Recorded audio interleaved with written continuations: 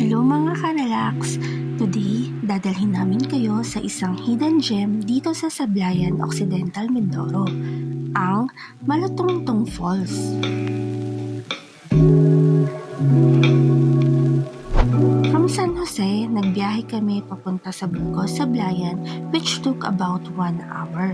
Pagdating namin doon, nag-trek kami around mga 15 to 20 minutes. Grabe ang immersion sa nature. Sobrang refreshing. Nakakapagod pero pagdating mo sa falls, lahat ng pagod mo mawawala.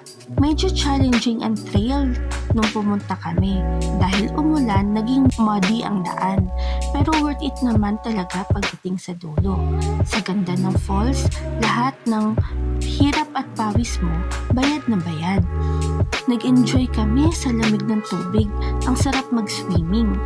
Medyo madulas ang mga bato kaya ingat-ingat din. Pero sulit na sulit pa rin talaga ang experience.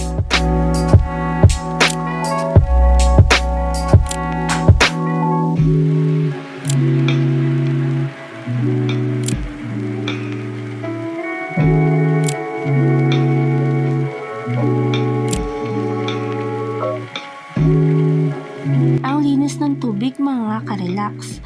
Pwede mo nga ang inumin. Tignan mo si Bro Kenneth. Talagang uminom pa ng tubig. Kaya if you go here, make sure to go early para ma-maximize ang time. For just a 15-minute trek, you'll experience this wonderful nature. Tignan nyo nga kami, tumatalon pa kami sa waterfalls. Pero always be cautious ha. Malalim ang tubig at medyo malakas ang current. So, safety first. This nature trip is truly relaxing.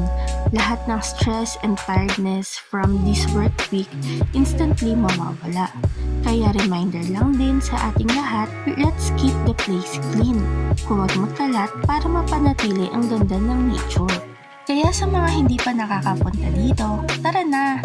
At sa mga naka-experience na, share your snaps with us. And kung may ibang waterfalls kayo na i-recommend, let us know para sa next nature adventure natin. Hanggang sa susunod na lakad mga ka-relax!